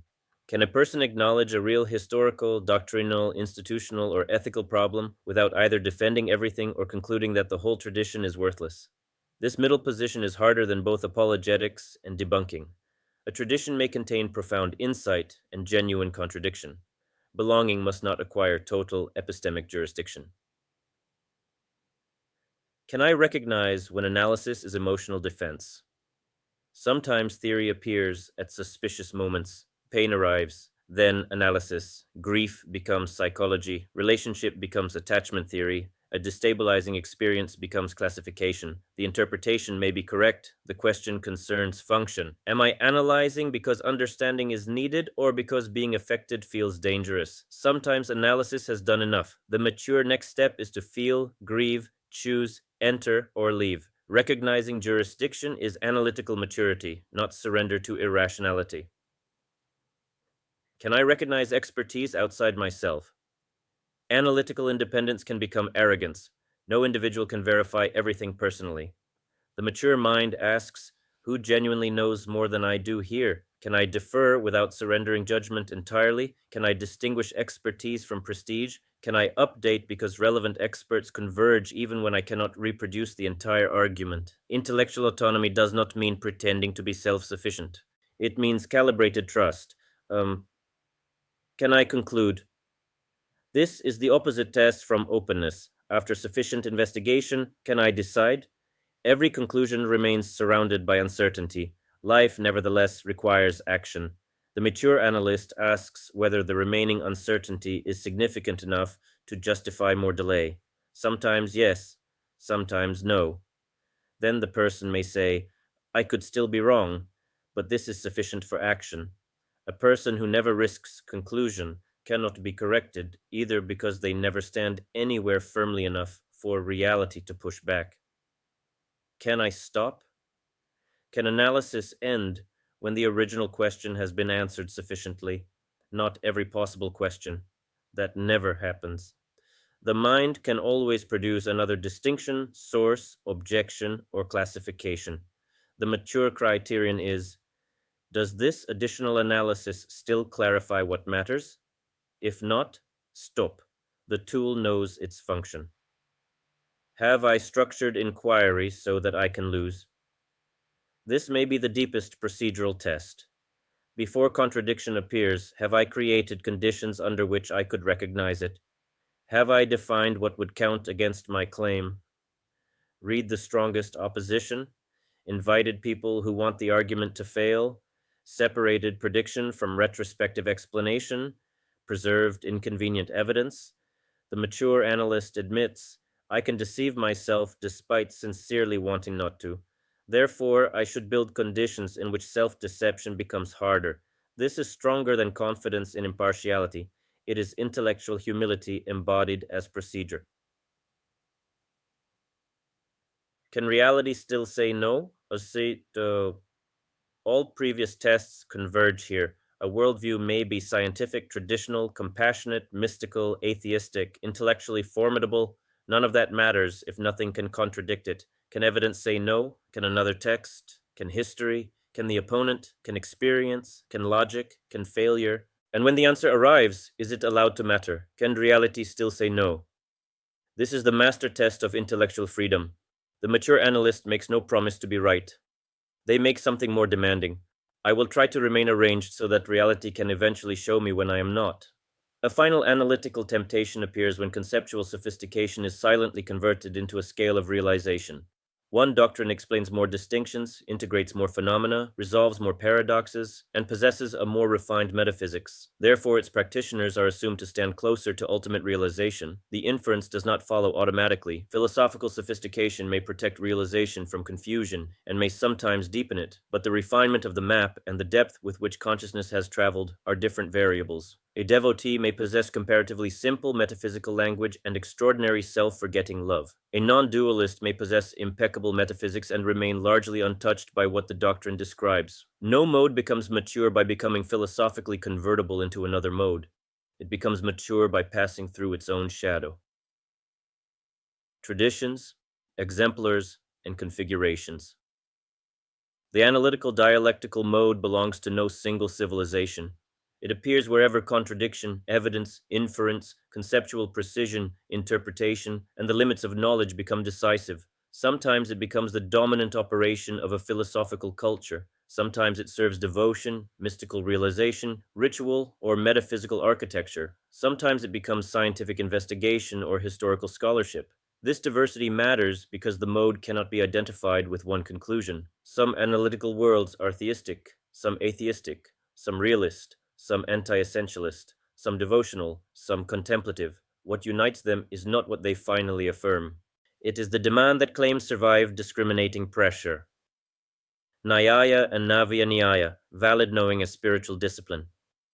Among Indian traditions, Nyaya may be one of the clearest examples of the analytical-dialectical mode becoming primary. Its concern with pramana is not decorative logic added around a spiritual core. Valid cognition becomes central because error itself binds. How do we know? When does perception succeed? What makes inference legitimate? What constitutes trustworthy testimony? What makes an argument defective? The world is approached through epistemic discipline. If liberation matters, being wrong about reality cannot be treated casually. This gives analysis full, standalone dignity. The Nayayika does not need to say that logic matters only because eventually it will be transcended. Correct cognition is itself part of the liberative project.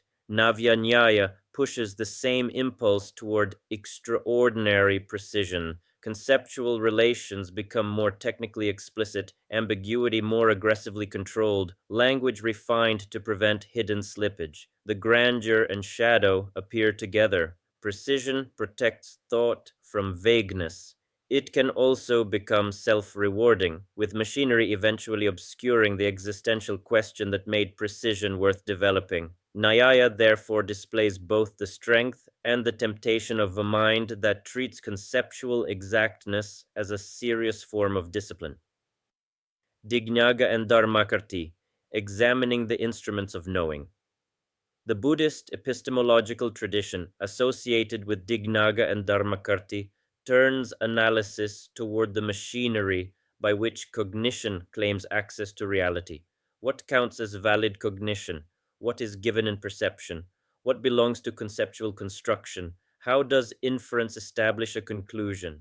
What relation exists between language and what is known? The analyst realizes that examining explicit beliefs is not enough. One must examine the instruments through which belief arises. The closer consciousness examines its means of knowing, the more philosophically strange the ordinary act of knowing something becomes. What common sense treats as transparent may contain several layers of construction. Analysis becomes reflexive. The means of interrogation themselves enter the field of interrogation. Nagarjuna, analysis as dissolution. Nagarjuna represents a very different analytical configuration. Instead of principally asking how objects can be established correctly, Madhyamaka repeatedly examines whether the conceptual objects assumed by philosophical thought possess the intrinsic stability attributed to them: cause, effect, motion, self, time, origination, dependence. The commitments of the concept are followed until the apparent solidity begins to collapse. This is analysis in its dissolving form. The question becomes, what if the problem is generated by the conceptual structure within which both competing answers appear necessary? Two apparently exhaustive alternatives may share a hidden assumption. Once the assumption dissolves, the opposition itself no longer has the same force. This is one reason the earlier triad had to be changed. Dissolve is a magnificent analytical result in Nagarjuna, but not the universal result of analysis. Nyaya tests in order to establish. Madhyamaka tests until unjustified solidity dissolves. Both remain unmistakably analytical-dialectical. Advaita Vedanta, analysis serving a subtractive culmination. Advaita presents a mixed configuration. Its final orientation is strongly subtractive axial rather than purely analytical. The movement toward self, discrimination between self and non-self, and release of superimposition eventually place it beyond conceptual analysis. Yet the philosophical machinery can be intensely analytical. Interpretation of scripture, levels of reality, causality, superimposition, argument with rival schools, clarification of what liberation means. The analytical faculty clears conceptual obstructions so that a deeper discernment can operate. Analysis may not be the destination while still being one of the dominant instruments through which the path becomes possible. Its shadow is equally revealing. A person can master Advaitic argument while remaining untouched by what those arguments supposedly serve. Conceptual non-duality becomes identity. The doctrine that concepts cannot capture ultimate reality is defended through endless conceptual proliferation. This is the recurring irony of analysis, serving a path that eventually claims to exceed analysis. Utpaladeva, devotion becoming philosophically exact.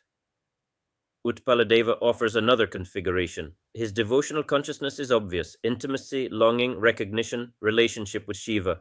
Yet the philosophical tradition he helped establish is extraordinarily exact. The Shvara Pratyabhijna argues, distinguishes, engages rival epistemologies, and analyses consciousness, cognition, object, agency, and recognition. This matters because it dismantles the stereotype that analysis necessarily emerges from emotional distance. A person can love intensely and still demand conceptual precision. Indeed, the love may intensify the demand. What is loved is too important to leave confused. Devotion at the center, analytical-dialectical consciousness as an instrument of extraordinary refinement. The modes do not cancel each other. At maturity, they can deepen one another. Abhinavagupta, the blade inside the architecture. Abhinavagupta belongs primarily to the integrative architectural mode. His deepest intellectual gesture is constructive. Traditions, practices, metaphysical levels, aesthetics, philosophy, ritual, language, and realization are placed within a vast, ordered whole. Yet inside this architecture lives an analytical faculty of extraordinary power. Definitions narrow, opposing positions are reconstructed, semantic differences become decisive. Conceptual structures are pressed until hidden assumptions appear. Pages can become ferociously technical. Then something equally important happens. The analysis stops. Enough has been established. Further classification remains possible but no longer necessary. Two aspects are therefore especially valuable. The first is serious engagement with svapaksa and parapaksa. The opposing view must be known deeply enough to become intellectually visible from within. The second is cessation. The shadow analyst cannot stop because analysis has become habitat. Abhinavagupta's architectural faculty repeatedly seems able to reclaim the process. Distinction has done its work. Return to the whole. Analysis disciplines architecture, while architecture prevents analysis from becoming endless fragmentation. This is one of the most powerful partnerships among the modes, yet the same partnership may reveal a corresponding danger. An architecture can understand rival positions with extraordinary depth, while still assigning them places inside a hierarchy whose summit has already been determined. The opponent is no longer caricatured. Something subtler happens. It becomes comprehended, located, and subordinated. This raises a question that intellectual generosity alone cannot answer. Can a worldview be understood completely enough to reject without being granted the power to challenge the architecture from outside its own categories? The capacity to contain an objection is not identical with the capacity to be changed by it. An architecture may leave many roads open while still deciding in advance where every successful road must finally arrive. Jiva Goswam, when devotion demands precision. Jiva Goswam provides a Vaisnava example of formidable analysis operating inside a deeply devotional world. The Satsandarbhas do not simply proclaim love of Krishna, they establish epistemic foundations, examine scripture, clarify Bhagavan, the living being, bhakti, and the nature of the final devotional relation. The devotional culmination is prepared through conceptual architecture. Analysis becomes an intellectual immune system protecting devotion from vagueness. Devotion gives analysis its telos. Analysis gives devotion precision. The shadow appears when the same machinery becomes sectarian defense. The question changes from what does the text establish to how must the text be interpreted so that the inherited system cannot lose. The line can become extremely thin. Yogi Raj Gambhirnath, reason preparing its own transcendence.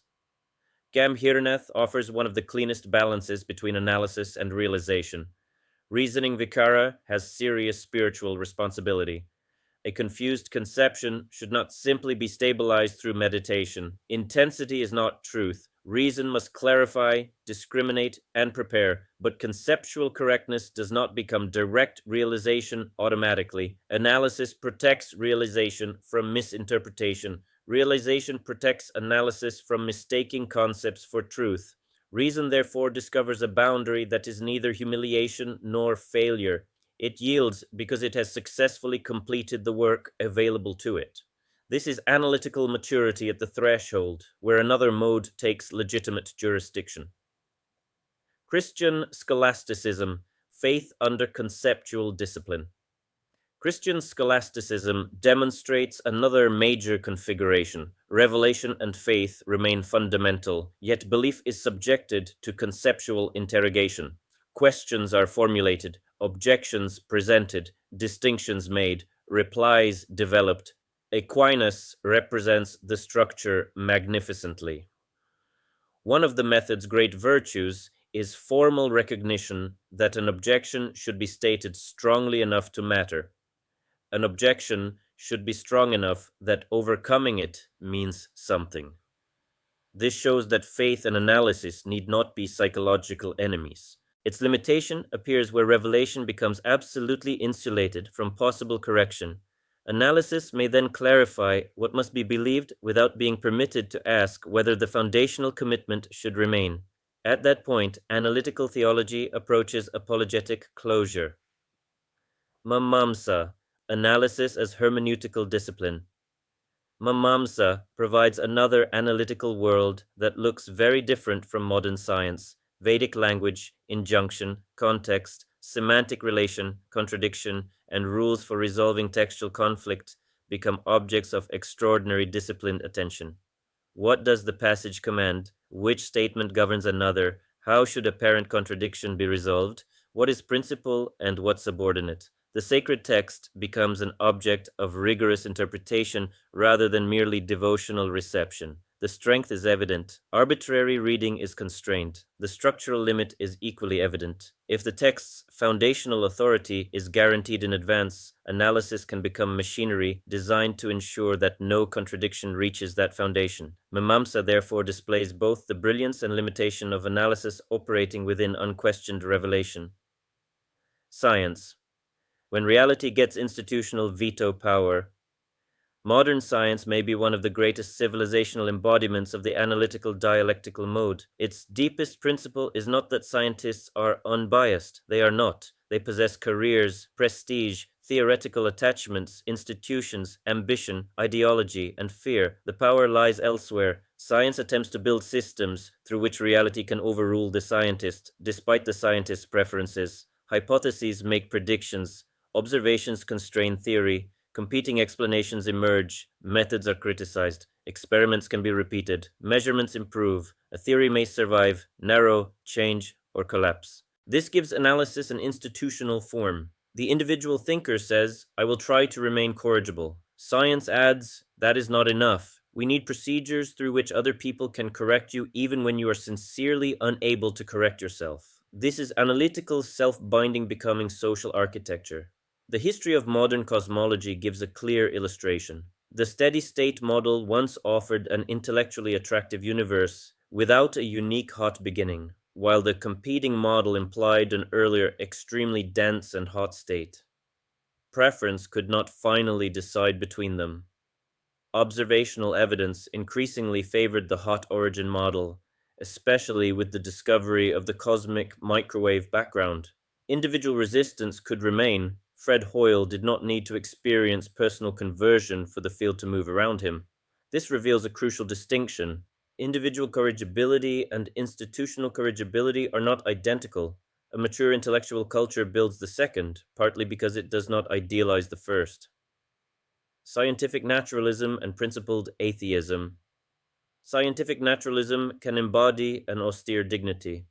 Do not invoke supernatural explanation merely because natural explanation remains incomplete. Do not introduce purpose where mechanism is sufficient. Do not protect inherited cosmology from observation. Reality does not owe us metaphysical consolation. There is courage in allowing the universe to be indifferent if that is where evidence seems to lead. Atheism can emerge from the same discipline.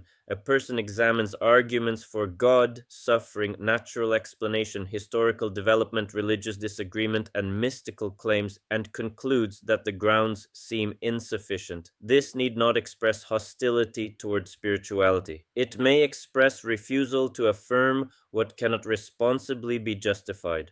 Yet the discipline must continue after unbelief appears. I lack adequate evidence for God does not automatically become every possible form of transcendence has been disproved. The mature form refuses consolation without making unbelief another source of intellectual sovereignty. Academia. Analysis as vocation and spectatorship. Academic life provides another modern habitat: historian, philologist, philosopher, textual critic, anthropologist. Read carefully. Distinguish sources.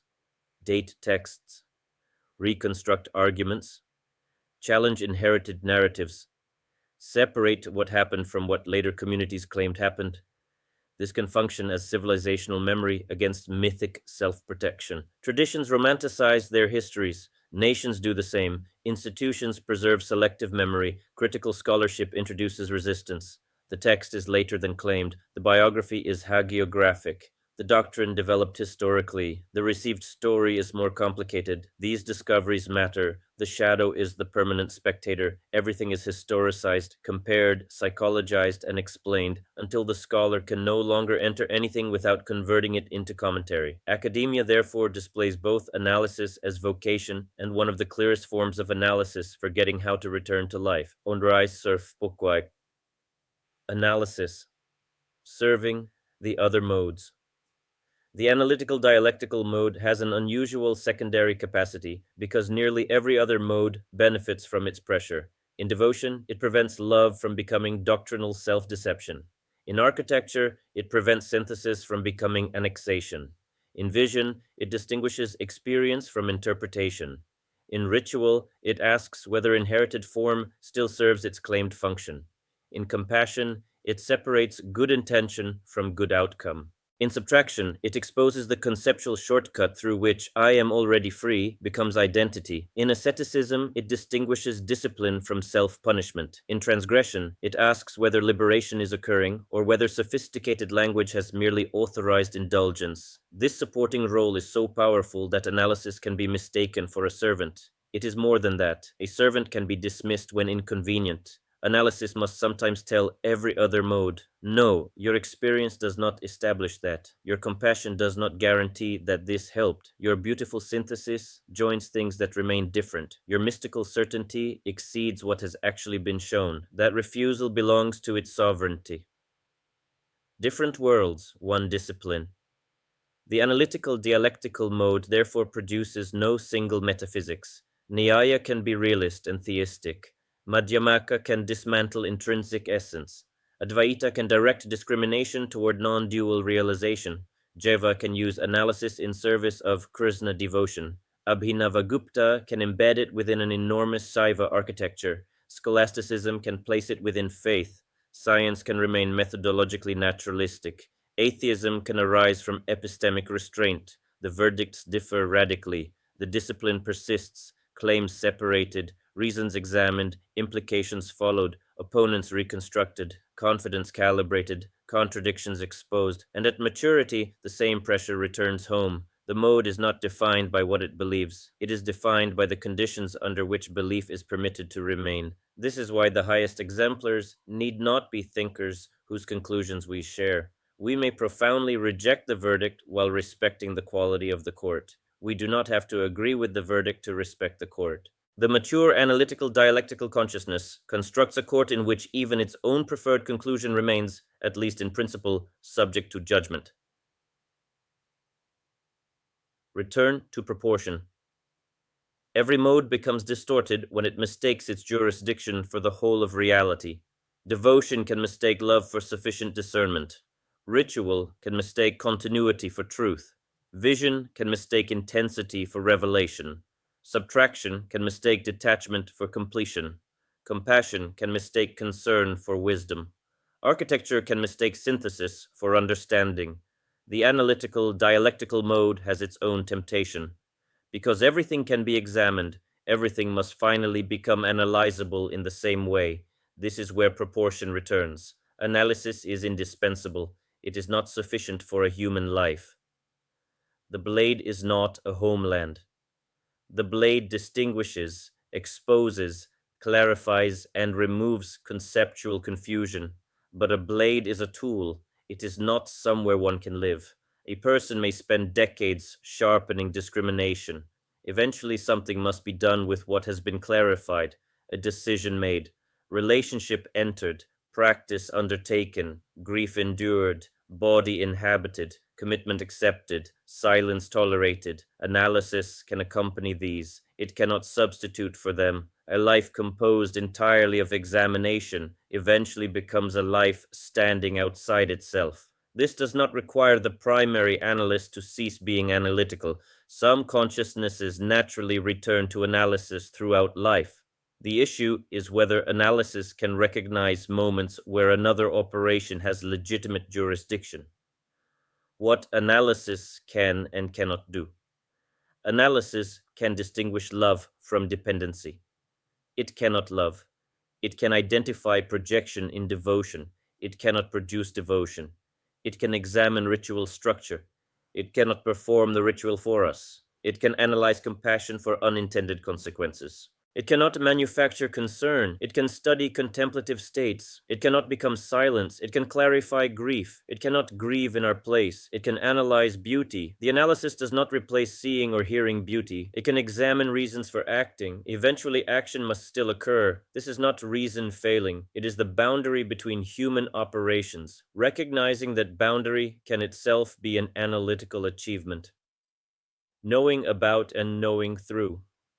One of the deepest limitations concerns forms of knowledge. I can understand the physiology of hunger without hunger, study music theory without hearing what a performance does to consciousness, know attachment theory while remaining bound by attachment, describe meditation without meditating, explain devotion without loving. Conceptual knowledge may be exact while remaining conceptually mediated. Direct participation may reveal something conceptual description cannot reproduce. The mature relation refuses both intellectual imperialism and anti-intellectual romanticism. Not reducible to proposition is not identical with exempt from thought. Experience may exceed description. It does not therefore become infallible. Analysis may clarify participation. It does not therefore replace participation. Symbol must be allowed to remain. Symbol.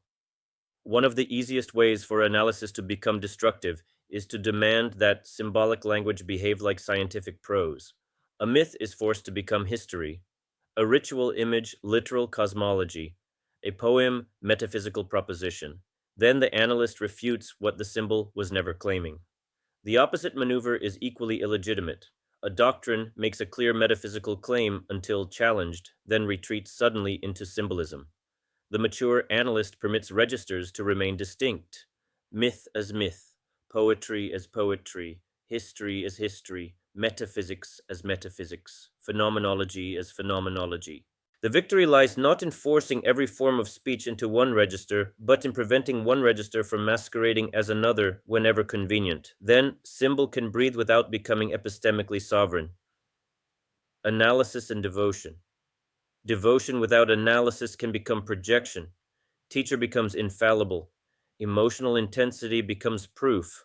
Loyalty becomes revelation. Analysis asks what is known, what is projected, and whether love is being used to excuse contradiction. This can make devotion cleaner. Devotion gives something back. Another human being is not merely a proposition. Relationship cannot be exhausted by conceptual understanding. Tenderness can reveal aspects of reality invisible to dominance. Analysis keeps devotion honest. Devotion keeps analysis human. Analysis and architecture. The integrative architectural mind connects. Without analysis, synthesis can become indiscriminate translation. Different traditions secretly become one system. Analysis says, wait, these terms are not identical. This analogy has limits. Architecture then returns the complementary question. After everything has been distinguished, what actually belongs together? Without architecture, analysis can leave a field of perfectly separated fragments. Analysis prevents premature unity. Architecture prevents permanent fragmentation. Analysis and vision. Visionary experience produces powerful material: image, voice, synchronicity, presence, certainty. Analysis asks what happened, what interpretation followed, and what alternatives remain. This protects the visionary from giving every inner event cosmic authority. Visionary consciousness gives something back. Phenomena can contain enormous symbolic and psychological richness before their meaning is conceptually settled. Vision supplies material analysis should not dismiss prematurely. Analysis prevents vision from claiming more than its evidence permits. Analysis and compassion. Good intentions do not guarantee good outcomes. Analysis asks whether compassionate intervention actually helps, whether dependency increased, whether suffering has been understood causally, and whether consequences contradict intention. Compassion prevents another shadow. A correct conclusion can still be used cruelly. Truth does not require humiliation. One can say that a claim is false without requiring the person holding it to become contemptible. Precision and mercy are not enemies. Analysis and ritual. Ritual depends upon inherited form. Analysis asks what is historical accretion, what is central, what has changed, and which explanation is retrospective. This protects continuity from becoming proof. Ritual returns something equally important. Human knowledge can be embodied in repetition, rhythm, gesture, material form, and collective participation. The analyst can understand ritual intellectually and still not know what years of participation disclose. Analysis and subtraction. The subtractive mode is vulnerable to elegant concepts. I am consciousness. Nothing ever happened. There is no one to attain freedom. Analysis asks whether this is realization or merely conceptual identity. Subtraction returns an equally important challenge. At some point, conceptual proliferation itself may become enclosure. The analyst asks for another distinction. Subtraction asks, who requires it now? Sometimes the next correct operation is silence. The limits of intellectual sovereignty. The analytical mind often values independence because it has witnessed authorities fail. Teachers inflate, institutions rationalize, groups protect themselves. The impulse to stand alone is understandable. Total intellectual sovereignty is nevertheless an illusion because knowledge is radically distributed. We depend upon others for language, medicine, history, engineering, science, textual transmission, and countless forms of expertise. The mature analyst therefore aims not for independence from authority, but for intelligent dependence. Trust is defeasible, proportional, domain specific. An oncologist may possess authority in one field, a Sanskrit scholar in another, a contemplative teacher in another. Expertise in one does not grant universal competence. The mature question is not, whom can I trust completely? It is, what kind of authority is justified here, and how far does it extend? This is analysis returning to humility. The world cannot be lived entirely from outside. The analyst naturally steps outside, observes, compares, clarifies. This distance is indispensable, but some kinds of knowledge appear only after entry. Parenthood cannot be exhausted by anthropology, grief by neuroscience, martial practice by biomechanics, prayer by comparative religion, love by attachment theory, meditation by phenomenological description. The insider can be deluded, the outsider can remain incomplete. Mature consciousness therefore learns movement. Step outside, analyze, step inside, participate, step outside again, correct, return. The freedom to move may be more important than choosing one stance permanently. The analyst must eventually risk living. Analysis reduces error partly through delaying conclusion. Life creates conditions where delay itself becomes decision, whether to trust, love, leave, practice, speak, forgive, act. Evidence remains incomplete. It may remain incomplete forever. Eventually, the person must risk. A life that waits for certainty before participation waits forever. The mature analyst does not abandon discrimination. They act proportionately to what is known, remain revisable, and allow consequence to continue the inquiry. Analysis becomes participant rather than spectator. The courage to stop. Stopping remains one of the mode's decisive maturities. The strongest objections have been heard, confidence calibrated, residual uncertainty remains. There will always be more. Then, enough. Not anti-intellectualism, not exhaustion, recognition of diminishing epistemic return. Analysis is complete not when nothing more can be said, but when saying more no longer clarifies what matters. The blade can be sheathed. The blade and the hand. The symbol now returns in its full meaning. At first, the blade cuts outward, false equivalence, weak inference, hidden premise, unjustified certainty. Then maturity requires it to turn home, my teacher, doctrine, argument, certainty, identity.